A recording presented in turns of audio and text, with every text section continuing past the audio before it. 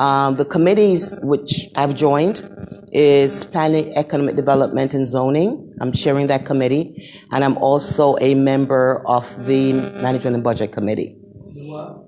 Management and Budget. Operation Management and Budget Committee. So those are the two committees I've joined. The reason why I've joined the Operating Management and Budget Committee is to basically offer my opinion and keep track of how we're spending our money.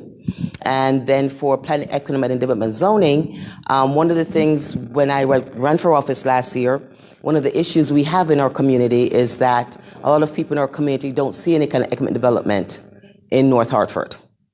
So that's a committee I want to join so I can also basically monitor what the city is doing, and also work with the administration to bring economic development into North Hartford and throughout the city of Hartford. But my priority right now is North Hartford. So again, thank you very much for spending the room. I'm sorry I have to run out of here early. One of the things I'm going to leave it up to my councilperson, Majority Leader Clark, to talk about the public safety issue. I think that's basically, on the agenda and everybody's talking about it. And I'm supportive of him in any sort of issues he's going to put on the table. I'm supporting him 100% on the issues he's going to put on the table. One of the things I would like the African American Alliance to do for me as a councilperson is basically keep me informed of what is going on in the community and also help me, to get your agenda on the mayor's agenda.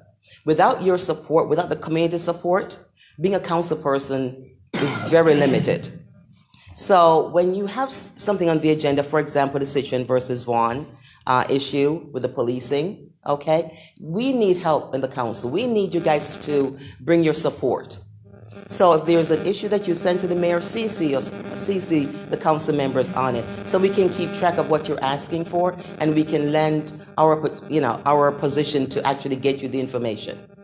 But more than anything else, what I really want to stress before I leave tonight is that we need your support. One of the things I've realized in the community, I've been working in the community for so long, is we elect people, we send them downtown, and we just leave them by themselves. You can't do that. TJ and I are the only African American out of 9 council members. You can't leave us alone. We need your support. You may agree or disagree with the decisions we make, but we can talk about it, as people, with our community. But whatever decision, we need your support to make sure that we know the community is behind us in decisions that we make. So if more than anything else I'm going to leave with you is, don't leave us alone there. We need your support. And it's not everything that you ask us to do, we may be able to accomplish it in a short period of time. Because don't forget, guys, we do have a full-time job someplace else, and this is part-time position. And, I was looking at my schedule for February, and for every evening in February, I have not one evening free, and including my lunch break. So please support us. Please help us. And so we can help you. This is a partnership between you and the people you elect. So thank you very much for suspending your meeting, and let me put my 2 cents in. I have to run to a family event, and so if you got any quick question, I can answer it really quickly before I run out of here. I'm just wondering if you had business cards so we can contact you or cards. I'm a council person in progress. I'm sure there's business card, but I haven't figured that part out yet. I'm learning. So the next time I will bring some business card, and guess what? I don't promise to show up for every Saturday morning meeting, but I do promise to come at least on a quarterly basis and tell you what things I'm working on at the council meeting. A quarterly basis? Yes, ma'am. And that we will be looking for yes. you, and we will remind you, because you do get busy. Yes. I have one of those calendars too, and it's easy to forget or leave something off the calendar. No. But one of the things is, North Hartford is my first priority, And I will make sure I show up and tell you what I'm working on. But please remember that, I volunteer for this position, okay? And, there's other people in the city who also want us to come and talk to them. But I'm not going to promise them I'm going to show up there all the time, but I will promise you guys that I will be here. Okay? Quick. And I promise I'll bring, if I don't bring business card, I'll give it to somebody to bring business card for me. I just wanted to say this before I forget. I just want to say thank you. And I appreciate you. I mean, this is my first time really.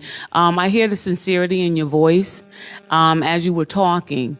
And I really appreciate, you even saying that you would be there to address, our concerns. And it's really like my first time really, literally feeling that is really meantful. And you also willing to make yourself available, to us. And also, too, saying to the community, I need you all to help me to help you.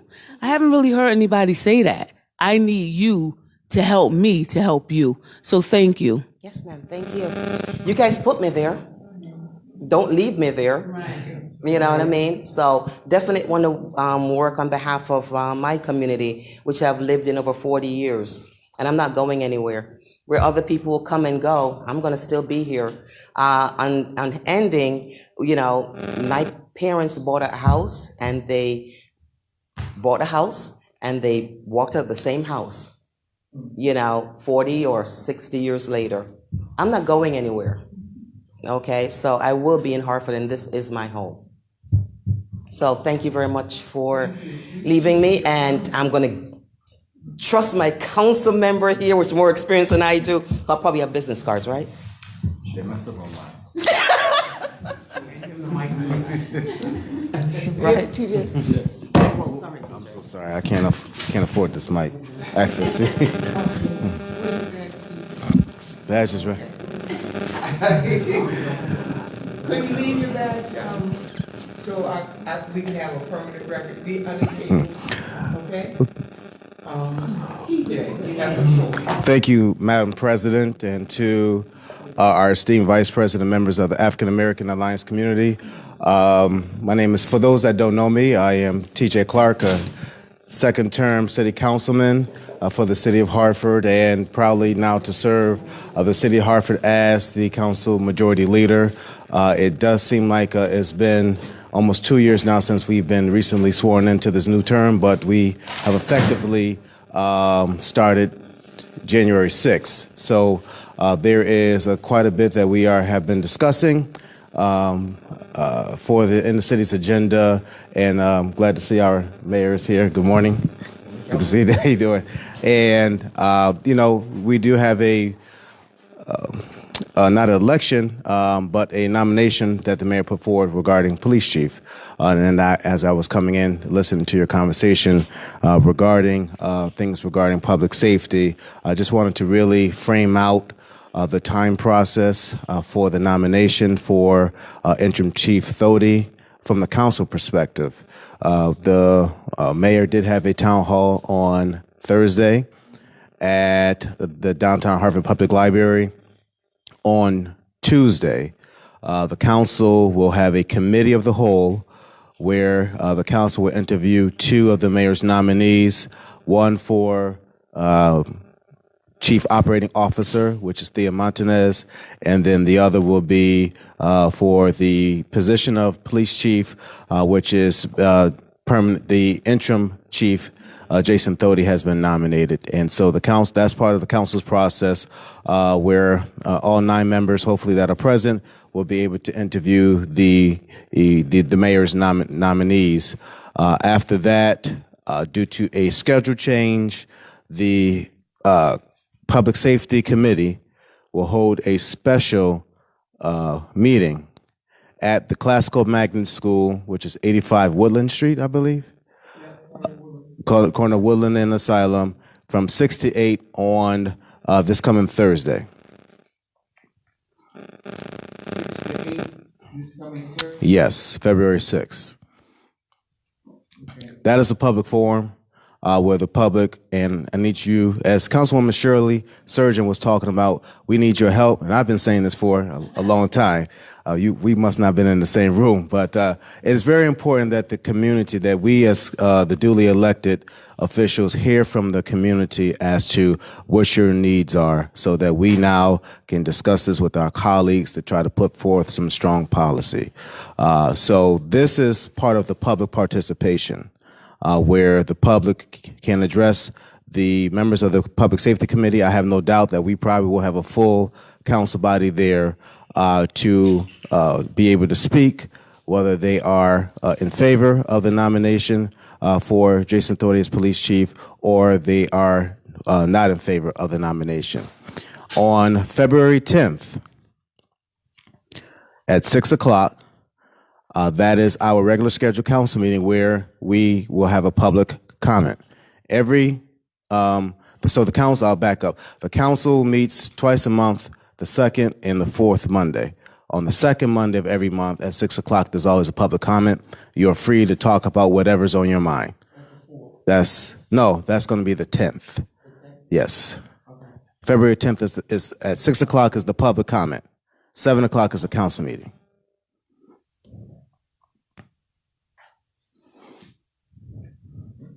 And then we have a regular scheduled Public Safety and Quality of Life Committee meeting on February 18th. What committee? Public Safety. The third Tuesday of every month is a regular scheduled Quality of Life and Public Safety Committee meeting. And where do they meet? They meet at City Hall. We meet at City Hall. At the council chambers. I'm the co-chair. I forgot to mention, I'm the co-chair of the Public Safety Committee, as well as Councilman Jimmy Sanchez. He's also the co-chair. At what time? 5:30.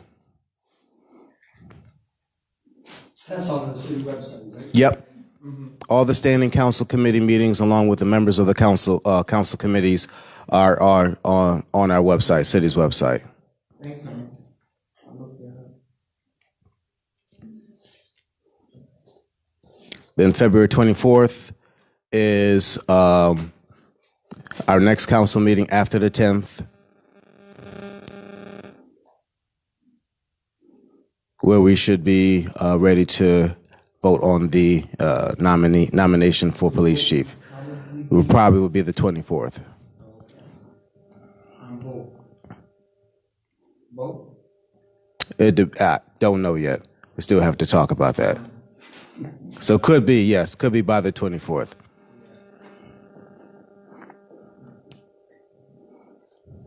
Could we get the school building committee? Could we get the school building committee meeting on the city website too? I never seem to have that meeting on the schedule. I have to check with that because that is actually not a committee of the city council. So I have to check about that. You sit on that committee, right? I do as a representative of, from the council, yes. What do you have scheduled? For the school building committee? Yeah. The school building committee, yes. I'll tell you, it meets the third Monday of every month Third Monday? at 12 at the downtown Hartford Public Library.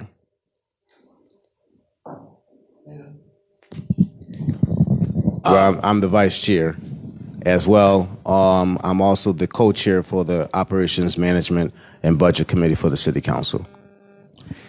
In regards to public safety, Yes, sir. I met with DOT last, probably 2 weeks ago, or 15 days ago, in regards to Albany Avenue. There is some confusion in regards to who's responsible for the city sidewalks that they're working on Albany Avenue. Now, there is a couple problems as far as what we see there. If you own the property and they got it all messed up, we are told that you're still responsible, even though they are the contractor for the for the cleanup as far as putting salt down and removing the snow, et cetera, et cetera, et cetera. And that's one issue. The other issue is that We are being told that the city of Hartford has pretty close to $2 or $3 million tied up in this landscape as far as the Albany Avenue project is concerned. The first part is the city of Hartford have no employees on that project at all. This is running into a $30 million project, and no residents from the city of Hartford. No, let me back that up. There is no contractors from the city of Hartford is on that project, and that is unfair to the contractors in the city of Hartford. And every time you talk to someone, it's a Passover, and nobody's saying anything, and the work is not being done properly. It's a problem down there as far as the work is concerned, but they're still paying the contractor even though we're faulty the work. It's a big problem. Yeah, I'm going to just tell you what I am aware of. I do know that's a state project, and it's not a city project. We do have city money, city staff that's working with the state to oversee that some things that are going on. But far as the sidewalks that are concerned, it has been told to me that, yes, it is the responsibility of the owners of the stores to do that. However, for some of the more detailed questions that you have, I would defer to the mayor because since they have been working in tandem in collaboration with the mayor's office on this. Sure. Good morning, everybody. And I'll just talk briefly to this and then pass it back to the councilman. And then I'm obviously happy to answer any other questions that you would like to ask of me.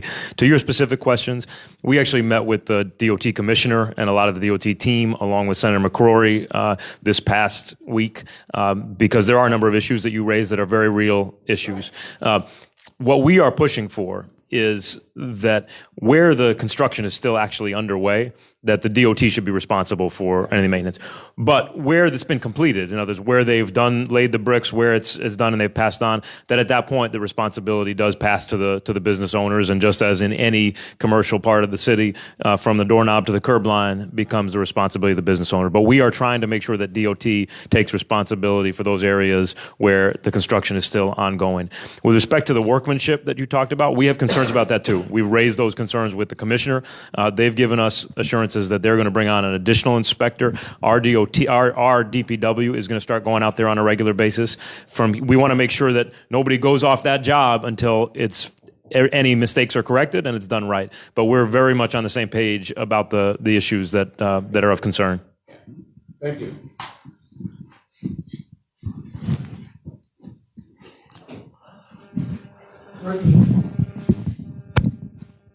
Hey, quick question. I don't know if you can talk a little bit about it, or maybe Mayor Broner could talk a little bit about it. What are some of the plans and goals for the blighted houses in Hartford?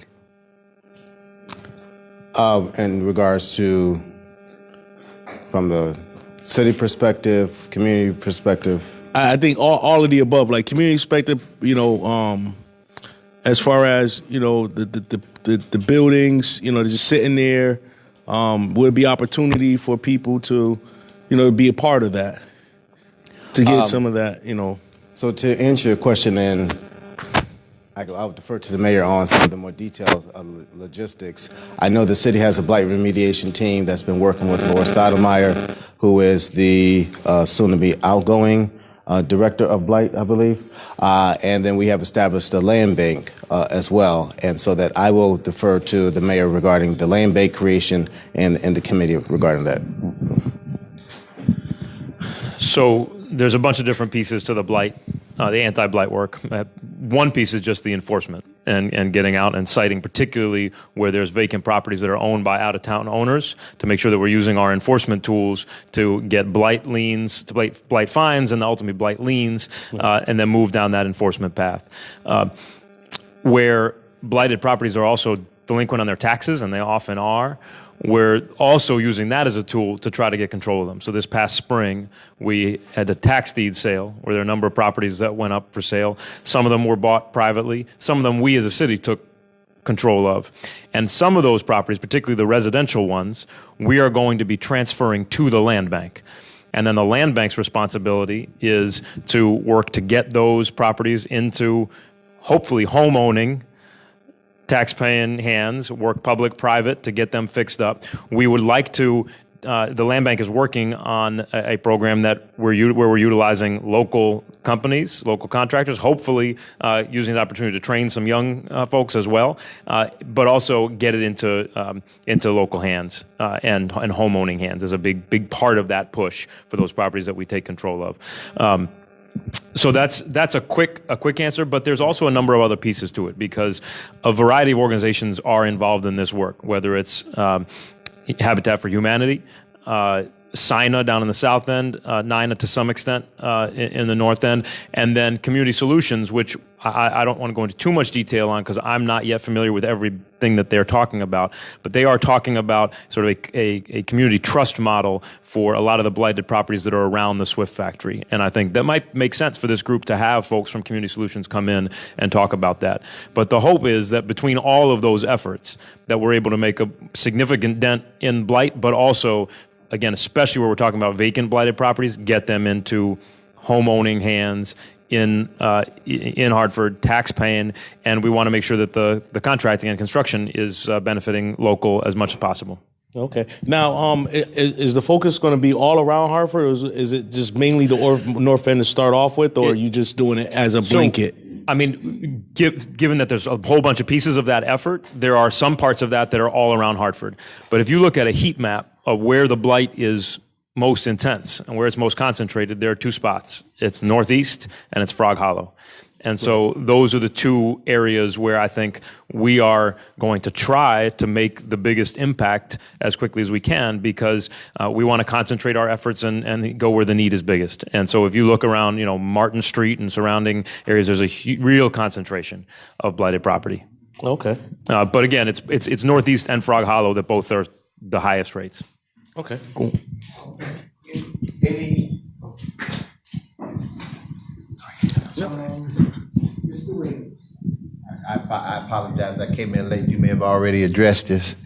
But is there any estimates on the cost for doing the restoration and the rehabbing of all the blighted properties?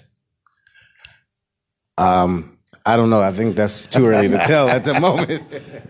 And if you will, where's the financing coming from? Sure. So the short answer is the financing we have doesn't come anywhere near the financing that's required. So that's why we have to prioritize those efforts and try to bring in as many partners as possible. I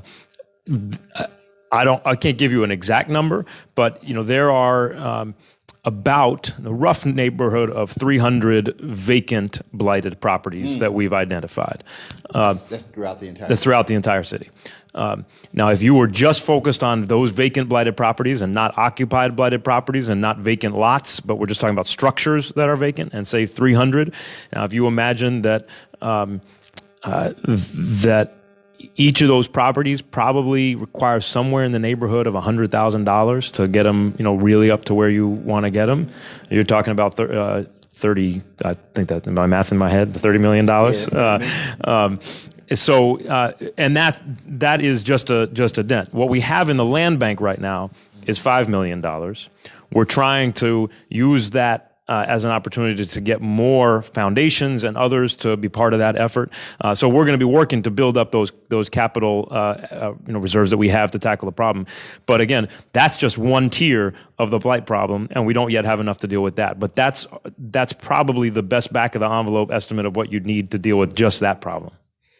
So we're going to be working to get those resources, and it's also, again, I talked about that coalition. The vacant lots also matter a lot, and that there's an opportunity, for example, with Habitat to do more there. You look at the Habitat houses that are right down the road here on Main Street. I think they look great, and we're going to keep looking for opportunities to partner with them. Just as a follow-up, are those architectural and engineering estimates, or those estimates come from you? Your best guess. The 100,000. Yeah. That's my best guess, informed by conversations with folks who are doing the work. And I think the original establishment under state statute was an investment from the state of $2 million for the land bank creation. $5 million. Okay. Okay, Lily? Yes. I'm sorry, Colin. Lily, good to you. Thank you. Thank you. To the community we've been talking about the blighted houses for years, but it's been something that I've been talking about for years. I've created a program that I want to teach 200 youths in the city of Hartford with these blighted houses, which can help these guys actually learn a trade and to get better themselves. I've been working with the guys out of prison in Cheshire I end up getting like 70 of them OSHA cards in prison, and they're getting out looking for opportunity, which I figured that these blighted houses can help as soon as they get out, or to use them that are on the streets right now to teach them something and get them a better life and put them into the middle class section of what is going on. So if there's any help, I'm offering my help to help the youth in the community.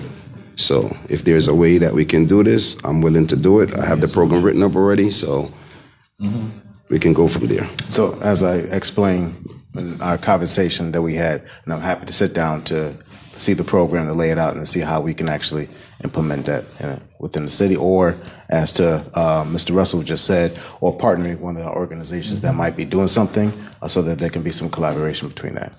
Appreciate that. Thank you. Lily and Arnold. Wait a minute, Lily. Yes, it's the first time that I got to talk to you. Maybe you see me on the internet, but I live in Solemn Hill, and Solemn Hill is going to be slowly, the south side is going to slum. I don't know who these people out of New York buying these properties, and they're not doing anything to them. They're flipping the property. I thought that when you buy property, somebody come out and inspect it. Where I live at is a dump.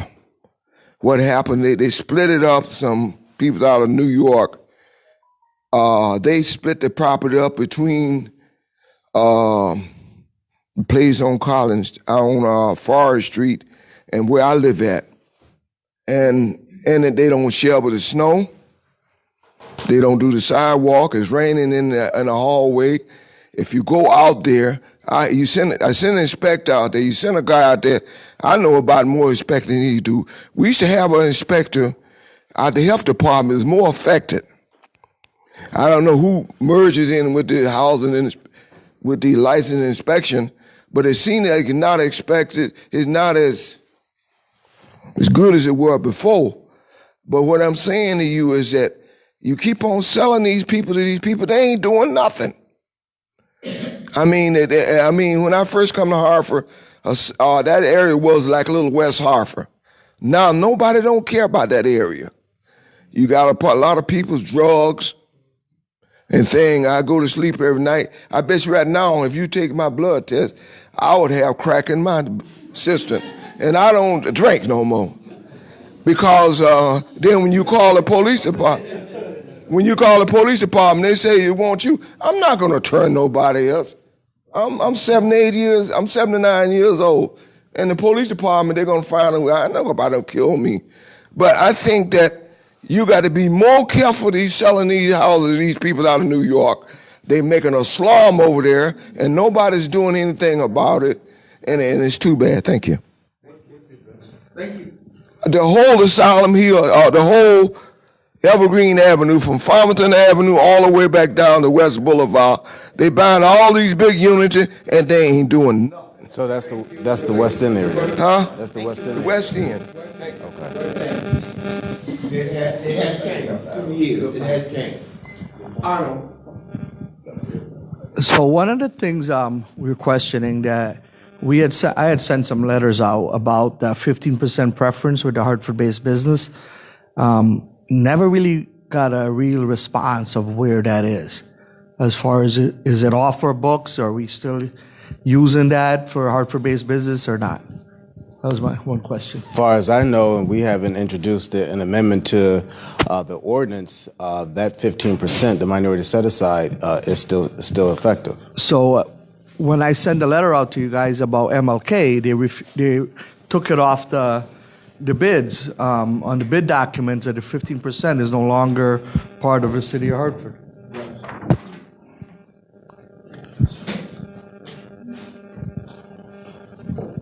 Again, far as it stands, that 15% set aside is still on the books. So I know that in order to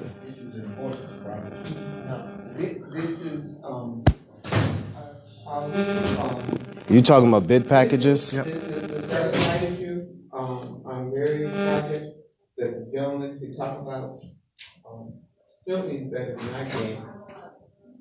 But it appears to me to be a continuing problem with compliance and enforcement. To write something, to say something, it might, to write something and to say something does not make it so.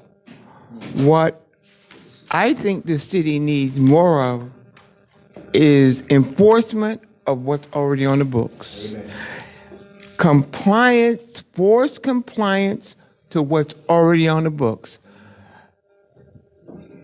If that occurred, I think that we would, in the end, find we have what we need. What we lack is enforcement and compliance. Oh, I'm sorry. I'm sorry. That came up because of the 15%. If it's on the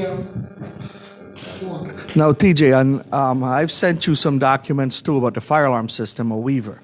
And I brought it to everybody's attention because I knew what they put in the job was not what was put out for bid. And now I've been called disgruntled. It's affecting my business because all the GCs I'm working for are saying I'm a problem. But the only reason I brought it up to you guys because it's not the same protection that's in every other school in the city that was newly renovated and throughout the state.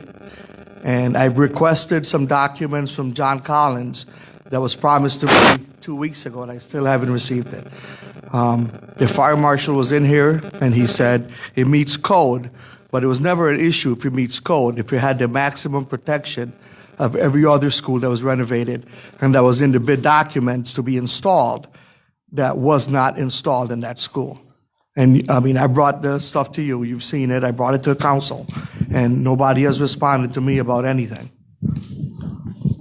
So hopefully you do get there's some type of document that will be created to explain all of that. I raised this question at the last Hartford School Building Committee meeting. And as I was told, and it goes the same way that the fire marshal explained to you, it was done to code. What happened, I was told that there was a change. Anytime that there's a change at the state, we have to follow suit. So there was as I was told, that the actually code through the state of Connecticut General Assembly, there was an update in the code for far as fire alarms. So that's what had to change.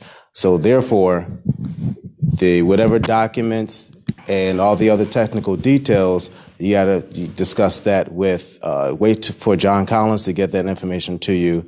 If he doesn't, there's a chain of command that you have to follow because that's all under the Development Services Department, and hopefully that document will answer some of your questions. No, because the state change would not be lesser than what you put in the drawings that you guys paid for, that the state paid for. So you have the code as the minimum. If you go above and beyond the code, the state does not care. So the fire alarm system that was put out for bid at Weaver was above and beyond the code. So there was a problem there where we paid for something and got a lesser product. So it has nothing to do with the state fire code changes. All I can say is this, because this is really getting into the technical weeds of the matter, and I'm not the one that's actually looking at the scope and looking at the bid packages. The state had to sign off before the city gave us the certificate of occupancy. So therefore, I understand that there's still a disagreement between what was bidded, what is said, all the communication, and the bottom line is this, that the state ultimately did sign off on it, so therefore it was deemed safe for the students and the teachers to occupy. Minimum code, but it's not what we paid for. That's the problem. Can I about this question? I really don't understand why we have had to continually ask this question. They put in a fire alarm system, okay? There was an architectural design as to what they should have put in, okay? What they put in is different. The incremental steps that were taken to change from the original to what was put in, there needs to be a paper trail. That's the first thing. The second thing is what was put in must be an architectural design. We need to see that. We want to know who signed off on it, when they signed off on it. This is all paperwork. This is how I see it. It's all paperwork that they're refusing to share with people who are asking the question. My response is, why are they refusing to share this paperwork with us? It's on paper somewhere. When they put it in, they had to look at some piece of paper to know what to do, even if they were expert at it. So my question is, why has it taken so long for a response to a group that's been meeting for 25 years? We bring up issues and we get stonewalled. That's about where I sit, having been secretary for 25 years before assuming this position. We're stonewalled. This is paperwork. What? Why don't you give it to us? Are you hiding something? Is there some signature we shouldn't see? Is there some date we shouldn't know about? What? It is the craziest thing it doesn't make sense to me. It doesn't make sense to me, especially in the days of computers. And I don't know anything about tech, but I know about hard copy.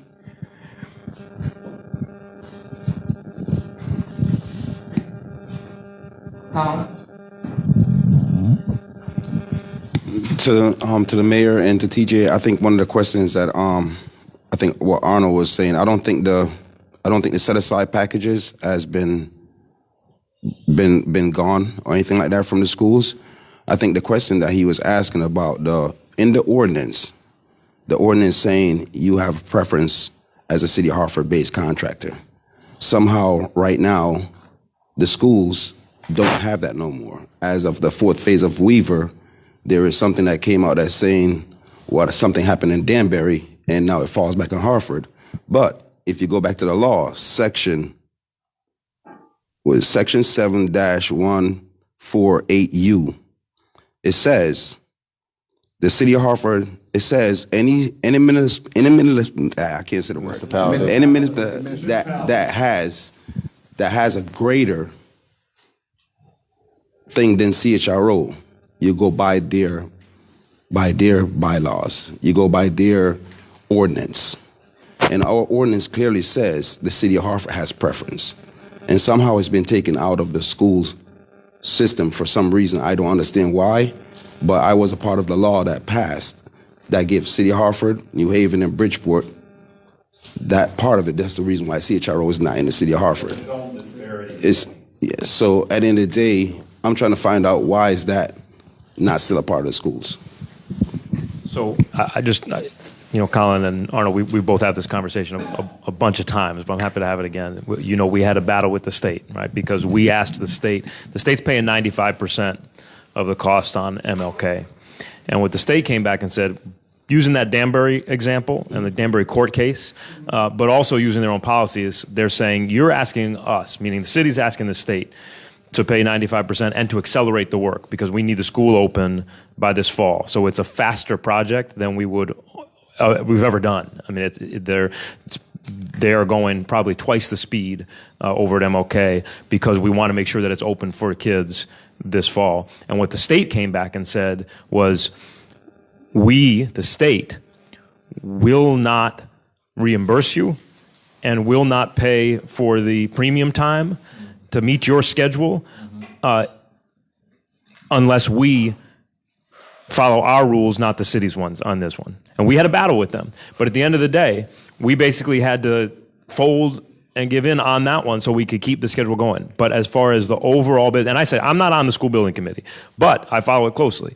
And for the all other schools that are coming, so as you know, well, Buckley's coming up, there's other ones coming up, those requirements stay in place. This is not that they go away, but we had a battle with the state on that particular one, and the truth is, I wish it was different. The state held all the cards because they controlled the reimbursements, they controlled the approval of premium time, and they controlled 95% of the cost. And at a certain point, rather than let the project die, we had to cry uncle. But we've also pushed really hard, because you know you've been in some of those meetings where I've sat down personally with contractors and with unions alike and said, I don't care what the state's telling you, you need to do everything you can to get local residents and local firms on those jobs. We've been in those meetings together. So I continue to push them hard, even if the state's saying we're not enforced. To the enforcement question, others, I will say we actually are enforcing a lot. So you look at Weaver, for example, which both of you guys were on. Weaver, we way exceeded the requirements for both local firms, minority firms, and local residents.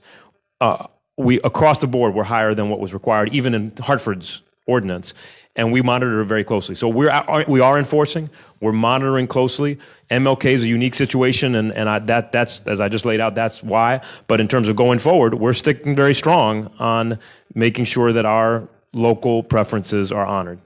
Okay. And So in the Parks and Library, you requested to use a Hartford base.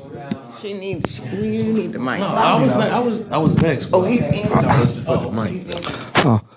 So in the Hartford Library, you tried to use the Hartford preference, and they told you no in the library, which was a City of Hartford project.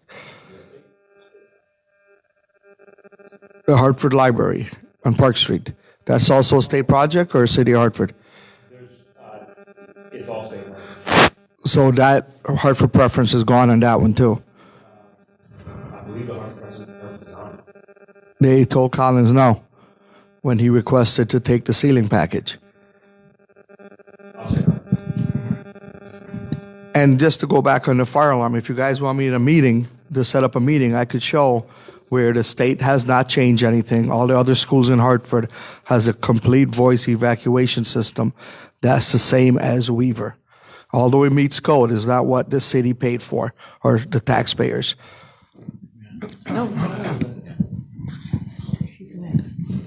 In regards to the participation on the schools, I ran into an incident where now you're saying on MLK all that stuff was null and void.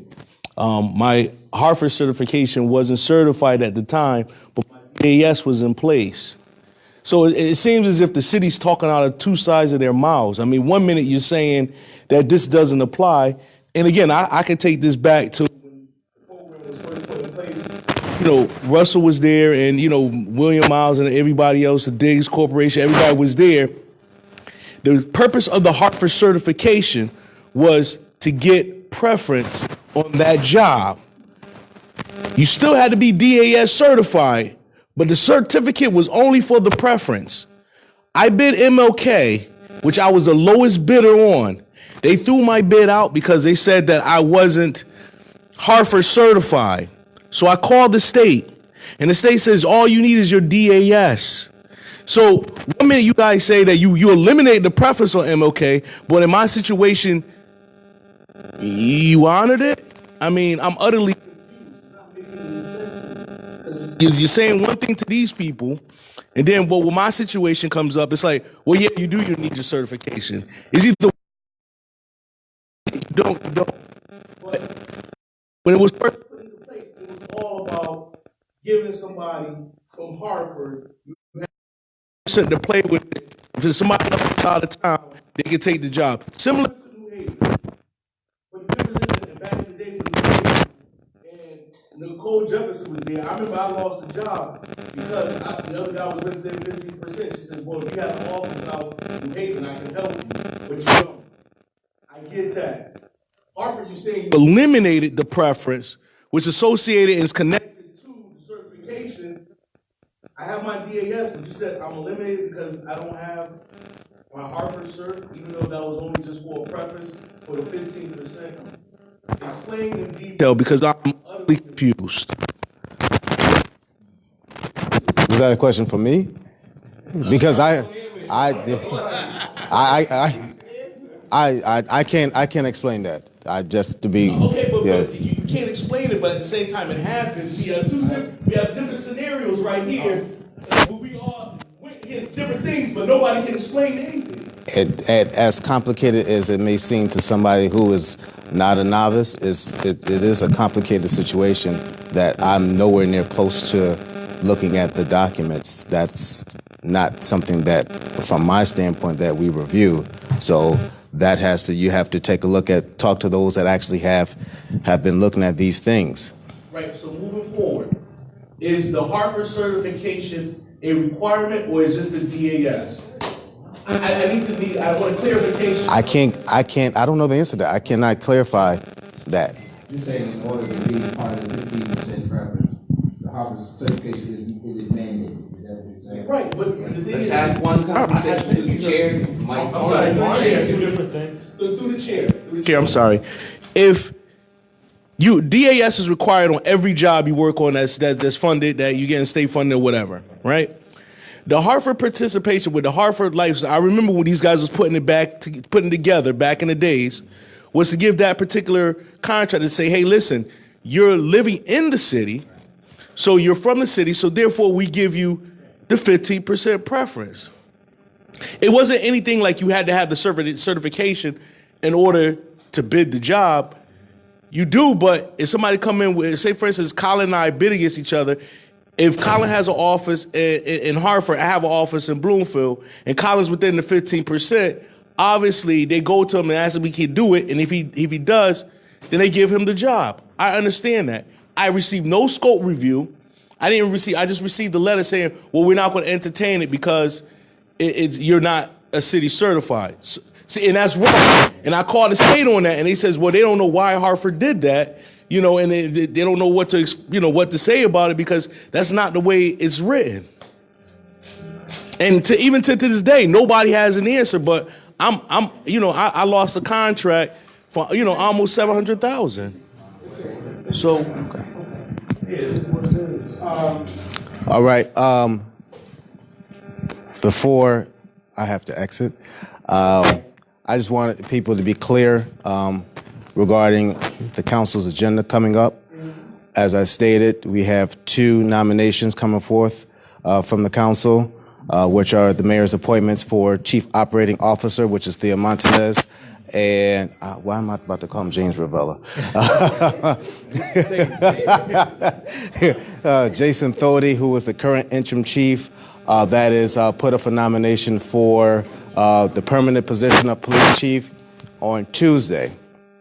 The council at 6 o'clock is going to have a committee of the whole where we will interview both nominees for COO and police chief. That's Tuesday. Wednesday, I neglected to announce that the city's holding the celebration of life for former Mayor Carrie Saxon Perry, which is going to be at the Artist Collective. And that's Wednesday. Thursday, the council is going to have a special quality of life and public safety meeting at Classical Magnet, which is 85 Woodland Street, for the sole purpose of hearing from the public, whether they are they are in support of the mayor's nominee or not in support of the mayor's nominee. And also too, on Monday, February 10th, 6 o'clock, council chambers is public comment, where the public also too is invited to come speak out. You can speak out about the nominations. You can speak about the blight that's on your street. You can speak about anything that is burdening your heart. And at 7 o'clock, that's when the council will conduct its regular scheduled business. On the 18th, February 18th, we have a regular scheduled quality of life and public safety committee meeting, council chambers, 5:30. We have one item on the agenda, and then we are going to receive reports from the police department and fire department.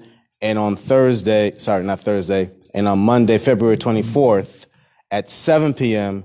is our regular scheduled council meeting, which will be scheduled possibly to vote on the two nominees.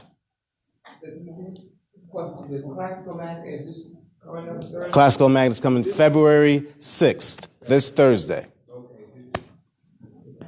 Can I ask one question? I'm not sure how to. Wait.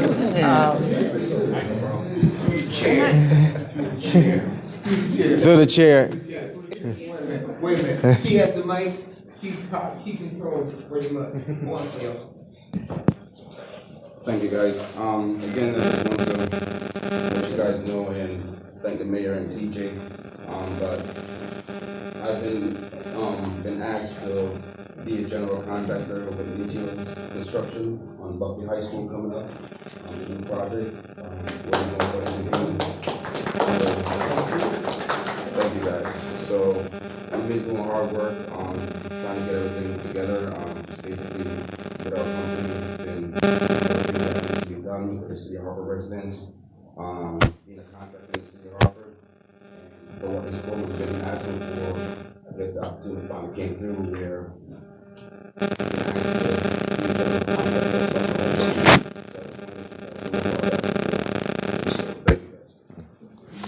Madam Chair, Arnold had it. Any questions before? I'm not sure if Arnold is going to talk about the timeline that I just gave, but any questions on that timeline? I just want to make sure everybody's clear. Also, too, is everybody familiar with the census? You know, this year is the year that we are going to be taking the census. And we have an office here in Hartford, and I'm on the complete census count committee. We are scheduled to plan a kickoff event. I know they're trying to find a date that works with you. But there was a job fair that took place here at Parker on Thursday. I'm not sure what the attendance was. However, if you would like another job fair to take place for North Hartford, let me know as soon as possible so we can have another location. I would not recommend Parker again. We can look at another location, maybe the Albany Avenue Branch Library or the Barber Street Branch Library, somewhere. It doesn't have to be a city-owned space where we can have another job fair before the end of February, because they're going to start the hiring for individuals for the multitude of positions starting in March. Yes. YMCA. That's one. Who would you suggest I contact? Or you want to contact? Well, you know, Are you on the board? I can contact. Okay. He suggested the YMCA, Wilson Gray. Oh. Okay. I just got a quick question. I'm not sure how the politics is in Hartford. If the mayor nominates the chief of police, does the council really have a say after the interview? Like, if your council says, no, we don't want him, he still gets in because the mayor appoints him? No? Okay. No. So it has to be voted on? Yes, it's a vote by the council. It's in the council's hands. It is, I noticed you have to go. Yes. Thank you for coming. Are you going to do what Shirley did and just or making it or be here to give us an update as best you can? I know you're a majority leader, and that has a lot of responsibilities. But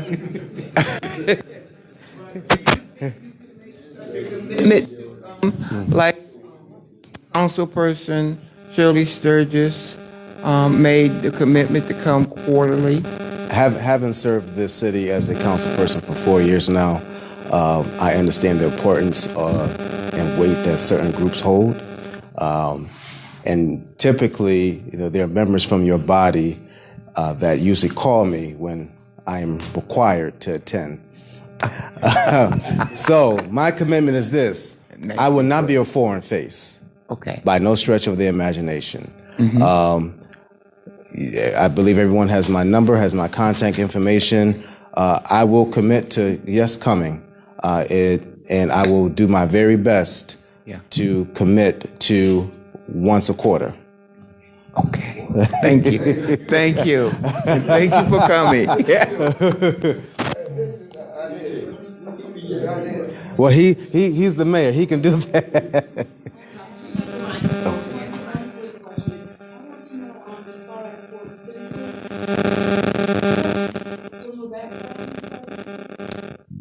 I am not sure. That is totally up to the federal government. That is a good question, and I don't think that has come up yet. And there is going to be, and this is my last thing. Today marks the first day of Black History Month, and we are going to have a Black History exhibit in the atrium in City Hall. As soon as I get the finalized date, I will let you know. And it is my intent for us to have an opening ceremony and then a closing ceremony. And the theme is, been working with some individuals, the theme is Hartford's First. So you'll see portraits of Hartford's First, Fire Chief, Hartford First, City Manager, Hartford's First, Police Chief, Hartford's First, Black City Councilman. And so that's the theme that we're going to have for this month. Just be something different. Yes, yeah. Okay. I'd like to say one thing. I heard, Brother Clark, I heard you was carrying the word at Shiloh last week. And I heard you did a good job. Next time, let me know so I can be there. Thank you, sir. I'll be there tomorrow morning. All right. I'll be there tomorrow morning for 8 o'clock, the 8 o'clock service, and and the 10:15. All right. So they got me there until they decide what they want to do. All right. Bless the Lord. Thank you. All right.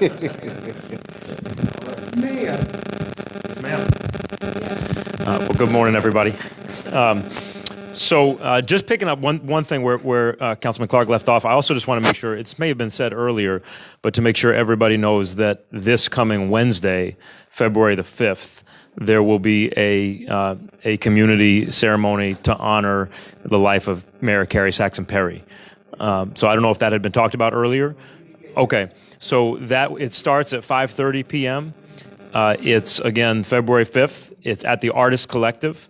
There will be a mix of reflections and speakers and some artistic performances, and then a reception that will follow that, and also an opportunity. One of the things that we set up was to have, I believe that Stan is going to be there, and among the things that he's going to do is give an opportunity for anybody who wants to give their own reflections after the formal ceremony to have those reflections recorded and then kept over at the Hartford Public Library and viewable so that the whole community can offer their thoughts and remembrances of Carrie Saxon Perry. So please spread the word about that. We've put it out on social media. We've put it out in a number of different ways, but please spread the word. Just also real quick on the census issue, I'll get you an answer on the second chance. I just tried to text to see if I get an answer real quick. I don't have it yet, but I do encourage you to spread the word. It's a pay up to $26 an hour.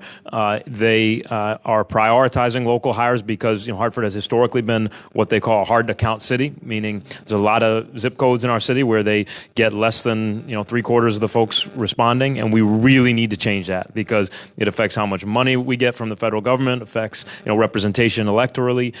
So please also spread the word about all of that.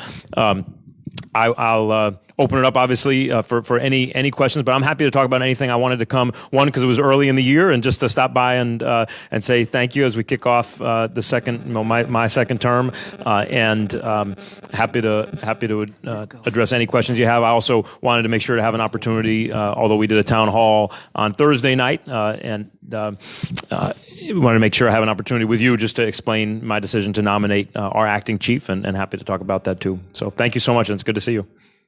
Quick question, Mayor. Do you know what? Yeah. She's ready to cut me off anyway. Doesn't matter. A couple things I wanted to ask you about. The toll issue, and I know this is kind of like a governor kind of thing. Do you know what's going on with the tolls? Are they going to implement that or not? So So there was a public hearing yesterday on it. I actually testified on it. Where it stands right now is that the governor has put forward a bill which calls for tolling of large trucks only. It's mostly like tractor trailer trucks on 12 bridges throughout the state of Connecticut. So it's 12 locations, large trucks only.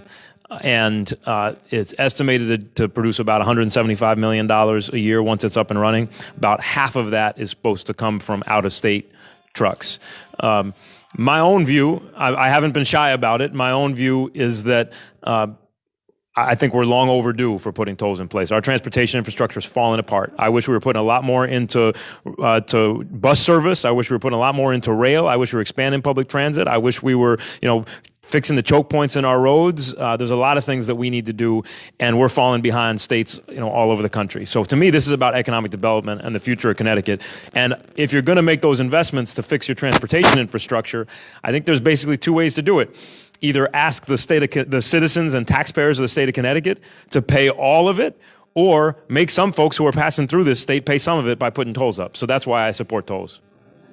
And the second one, where do we stand right now with the medicinal marijuana? Well, medicinal is already legal, and so there's two things. Connecticut decriminalized marijuana a while ago, and then permitted medical marijuana a few years ago. The next question is recreational, right? I personally support legalizing recreational marijuana. I've held that position for a while. And you got Massachusetts, which has already legalized. New York saying they're going to legalize this year. Rhode Island's starting to move to it. So for me, there's a bunch of reasons why I support it. If the question is what's the state going to do, I have no idea. But if you do support it, isn't a way that will probably generate some tax? Well, that's a part of the question. So, I mean, if we legalize it, I sure hope we're going to tax it. Right. And then the question is making sure, from my perspective, the question is making sure that as much of that revenue as possible comes to communities that were most impacted by the war on drugs, and Hartford's one of them. So that's been one of the battles up there. And to be honest, one of the things that it's gotten the sticking points in this process is making sure that whatever law is passed really takes equity into account, making sure that in terms of ownership of dispensaries and production facilities, in terms of tax revenue, all those things actually are benefiting the communities that have been hurt the most during the war on drugs. Okay. I'm done. Good.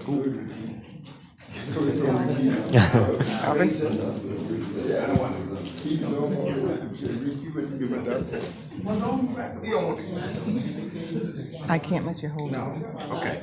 I just have a question. You talk about these tolls, and I'm going to disagree because number one, the state could spend the money if they stop raiding the funds. You get plenty of money through gas tax and every other tax, and then all these truckers, they're going to be passing that tax on to the consumer, and then I'll be hearing you talking about the poor consumer. So you can't have it both ways. You cannot have it both ways, and so therefore I'm against these tolls. And then they're not going to get enough money, and then it's going to be the cars next.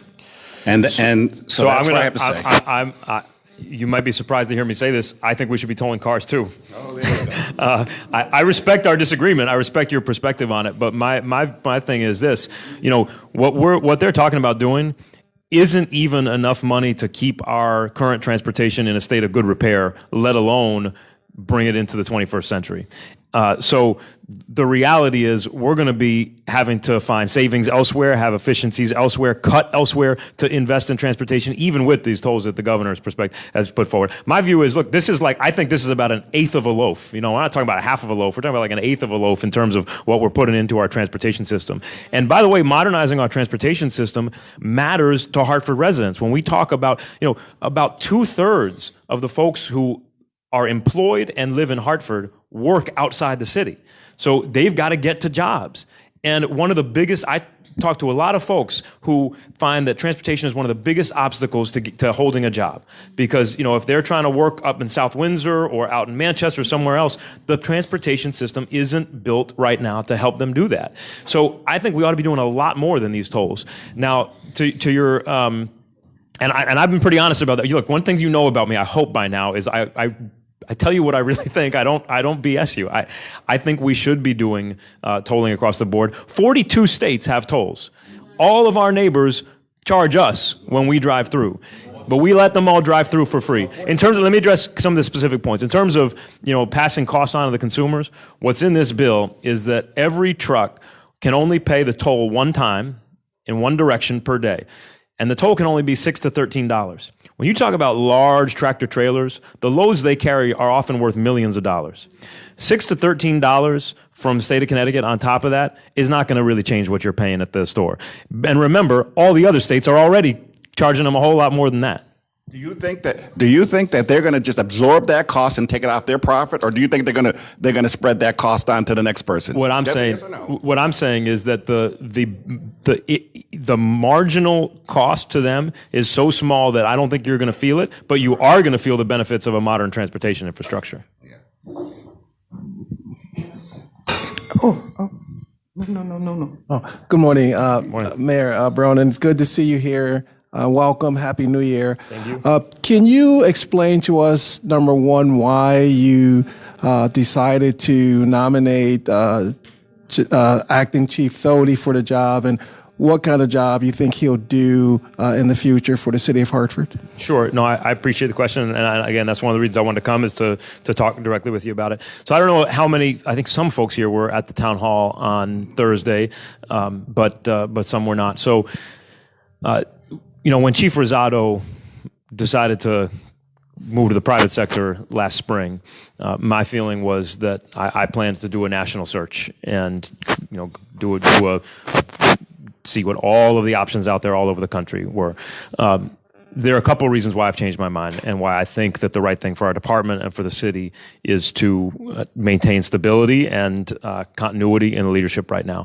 The most significant reason is that I've now worked with our acting chief for 9 months, 8 months, 9 months, very closely. And, police department, I engage a lot with the police chief or the acting police chief.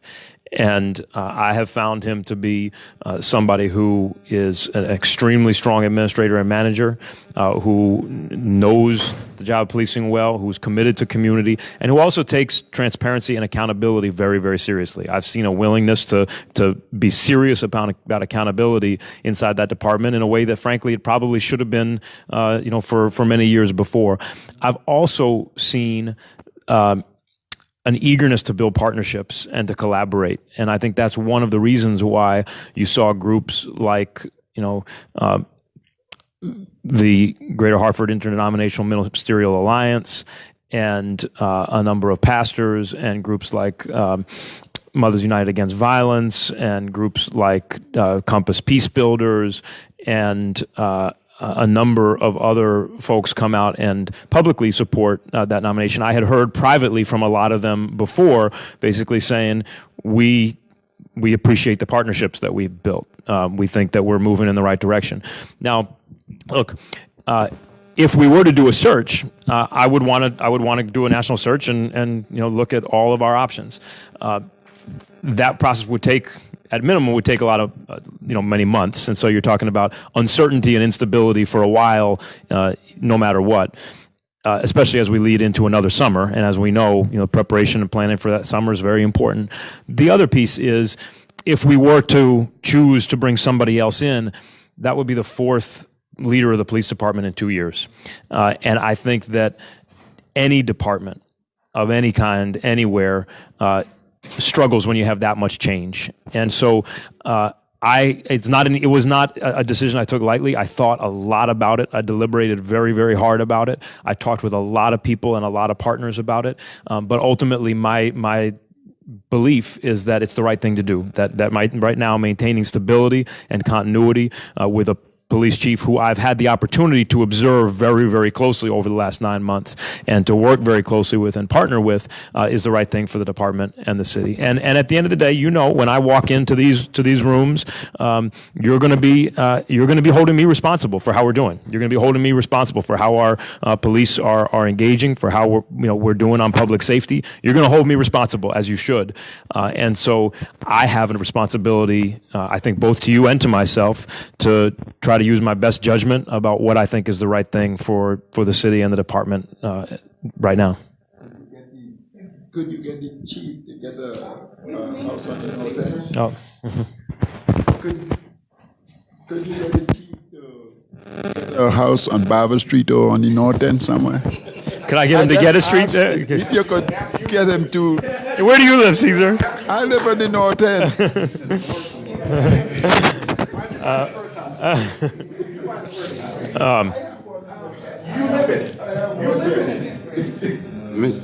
Mr. Mayor, my question about Weaver High School with the students. When I was growing up in Hartford, there was sections of Hartford where you have a group of people over here and a group of people here, but when we come together, it's like a problem. Mm-hmm. But I don't understand why Weaver has 3 different clothing for the kids. So in a sense, it's like we already showed them in the classrooms or in the school that they are separated.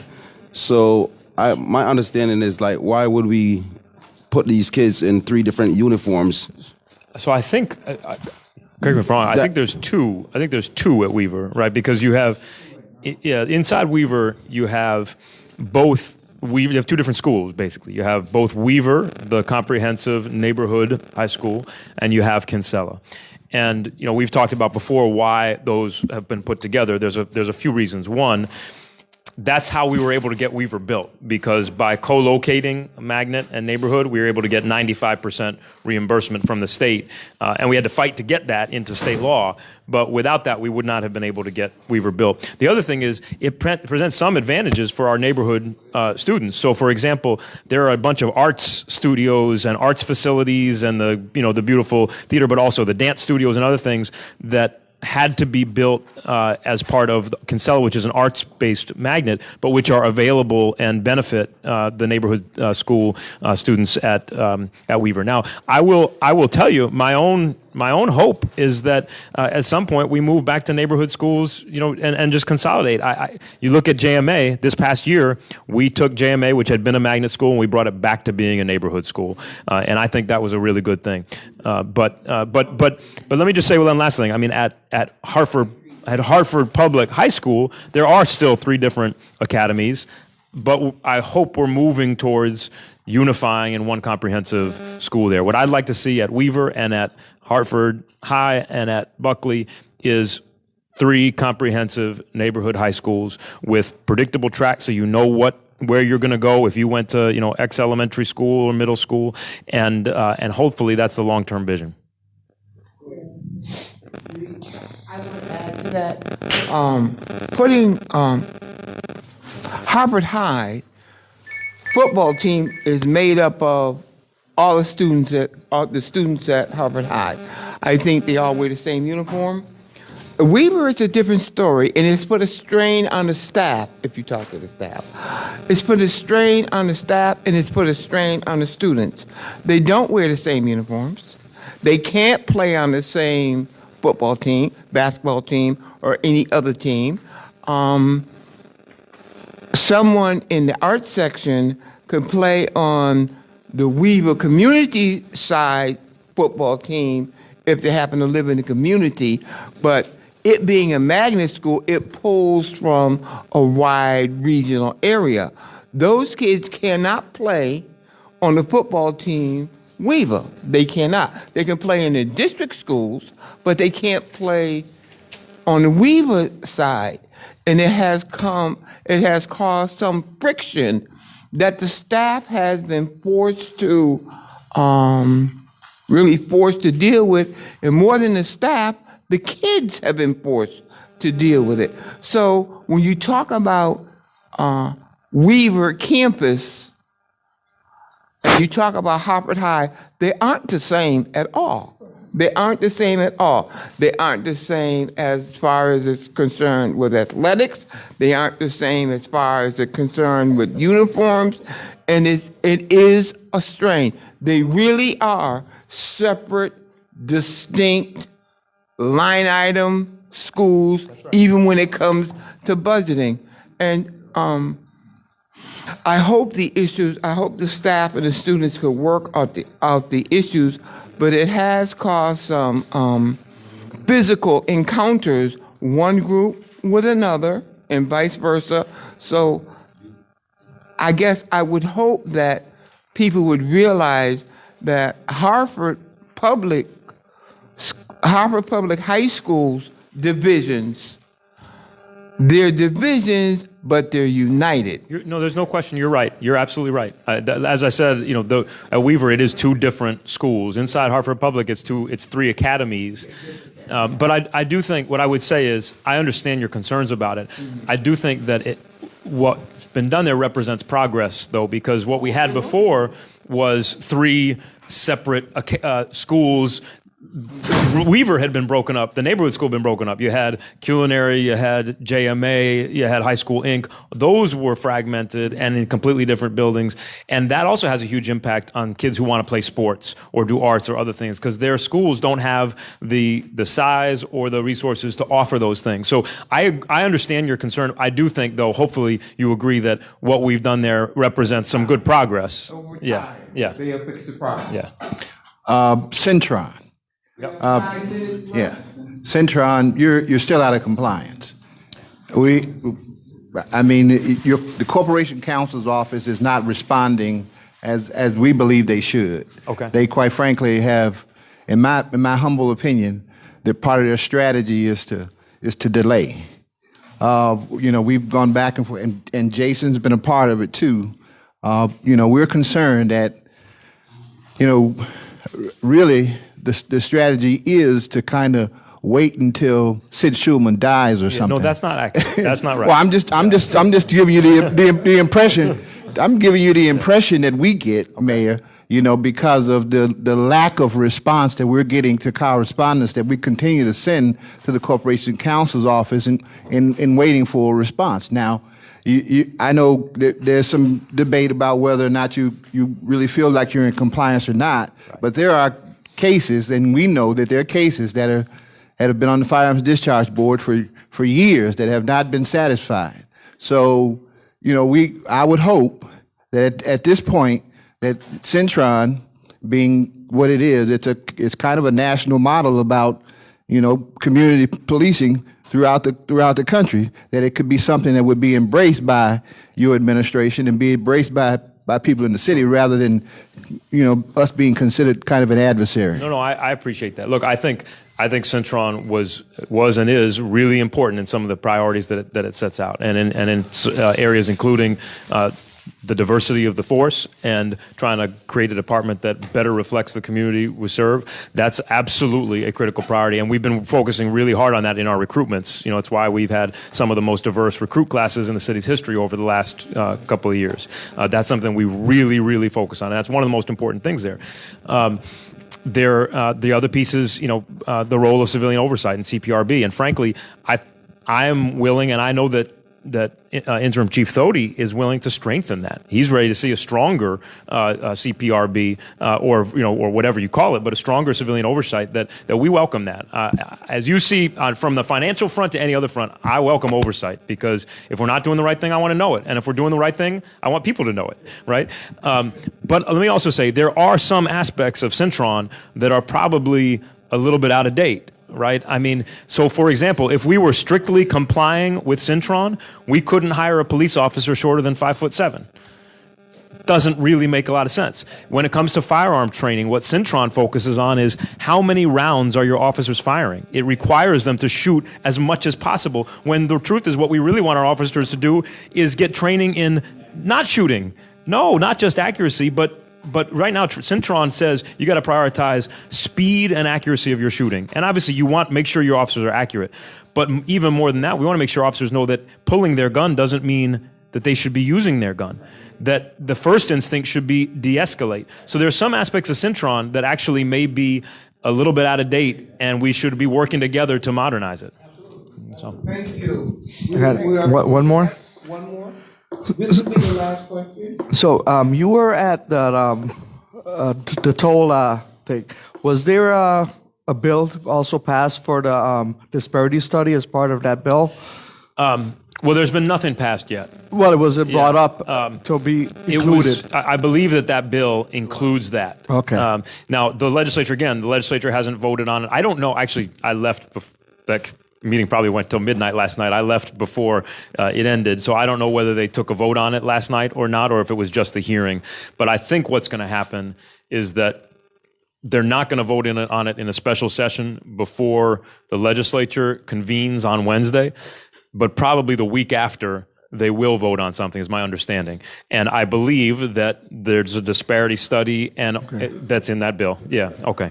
And then also, if you would set some time so we could sit down and go over the fire alarm at Weaver. That's I fine. think you're getting the wrong information. I appreciate it. I have talked with the state. I've talked with the fire marshal's office. I've talked with Arcades. I've talked with a lot of people, and everybody says that it's actually what's supposed to be there, but I'm happy to sit down with you. And to fix what's there now, Yeah. it's a very minimum cost. It'll cost $200,000 to get the best fire alarm system that was originally in the bid, and you won't have an incident that happened in Florida. I'm happy to sit down. All right. Thank you. Okay. Thank you. It's good to see you all.